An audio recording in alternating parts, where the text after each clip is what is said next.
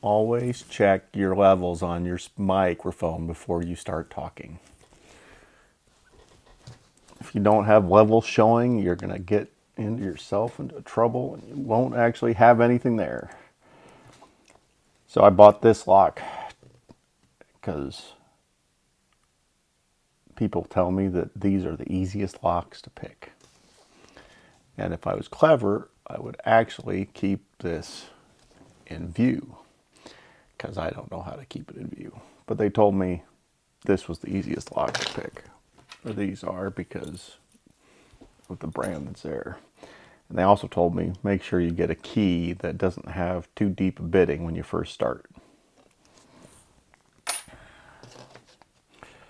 Because when the bitting gets deeper, things get harder.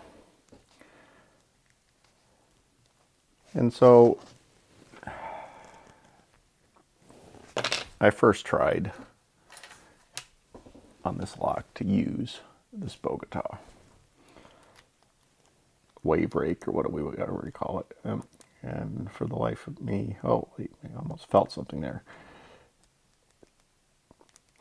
Like I could not get this lock to break, to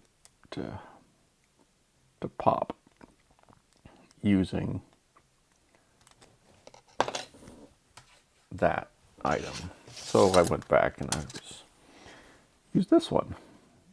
Just little round tip on there. And I listened to the lockpicking lawyer, and I listened to Bosnian Bill, and I listened to a couple other guys, and they go through here, and they can touch this little bar, and you can hear them counting off each of the pins and whether or not they're sticking or not sticking. And everything they're saying is true. But and when you hear them talk about these different ideas, like there's right now I can feel a pin and it's not moving at all, and I would say that's binding. But I'm still so new at this that I'm not sure if I'm feeling the pin or if I'm feeling something else. And so you keep going back and forth, and you're trying to feel it. You're trying to teach your fingers actually to know what it is it's feeling on the end of this tool.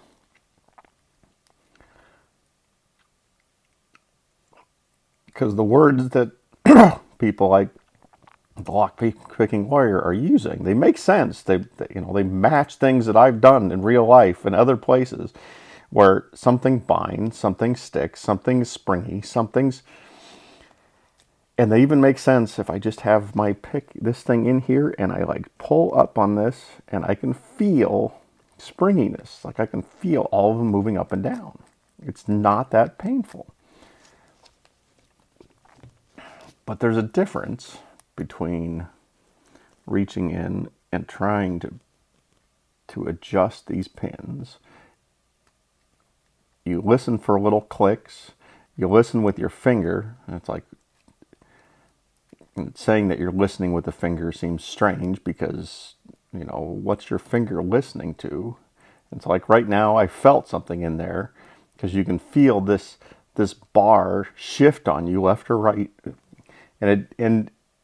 And describing that feeling is frustrating because some people will tell you that feelings and emotions are different. And I'm here to tell you that that the feeling I'm getting from my fingertip there is emotion. And there's a whole genre of people in this world who will say that I'm crazy for saying that it's an emotional response that I'm getting when that little bar tells me something. Because the first 1,000 times I've did this, and I don't know if I've gotten to 1,000 yet because I've tried to pick this lock maybe 15 or 20 times and failed repeatedly. It wasn't until last night that I actually got all of a sudden I was just fiddling with this thing, and when it went pop, and I don't know what I did. It popped, and all of a sudden it was open. And I almost can tell you that I felt something, but at the same time, to say that I actually felt something is really wrong. But I did feel a moment of joy. It's like, oh my God, it opened. And so right there, there was a click, but I did not feel the click in the bar. I only felt the click I heard the click as opposed to feeling the click. And I don't know if that means that the tip of this thing is falling off of the thing on the inside, or if it's something else. But right there, something happened. That bar triggered just a little tiny bit. Uh-oh, I used triggered instead of something else. That might get me in trouble.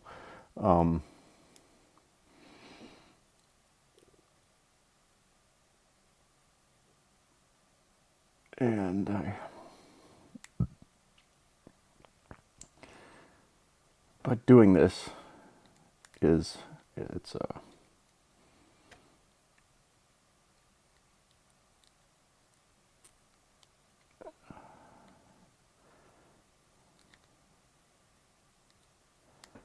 is a interesting endeavor. I do not hope to become any sort of lockpick expert. What I'd really like to do is be able to explain that sensation that's coming through that fingertip,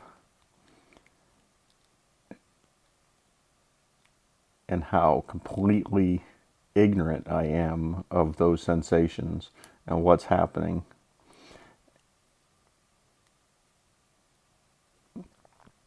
And how do you pass that on to the next person?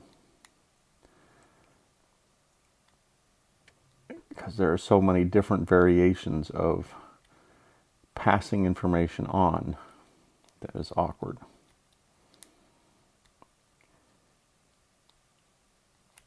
And I don't know if I'm going to get this to go. I've gotten this thing to pop like 5 times today, and I still can't quite feel what the difference is. The first time it was magic. Second time, I almost felt it. I could almost feel what was going on. But the feeling happened like right now, there's something like just barely sticking right there. There's just this weird sensation of sticking, and I don't know if it's sticking because I'm pushing wrong, if I'm pushing too hard on this tension or not hard enough.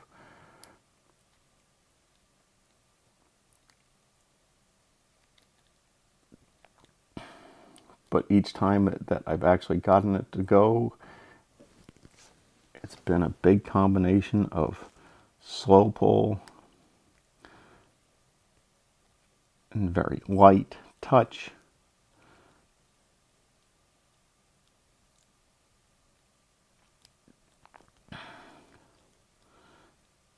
But this is yet another example of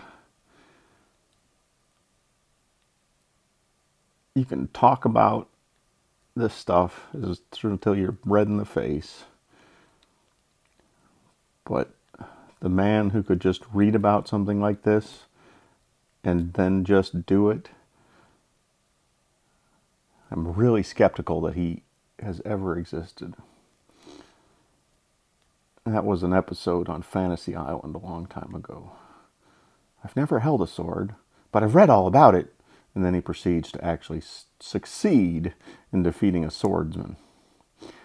But, oh look, it just clicked on you. And actually getting it to this point right now was to get to another issue.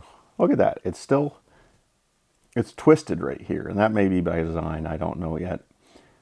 But one of the things, and it worked this time. Unbelievable. So the previous times I did this, when I tried to put that thing back in,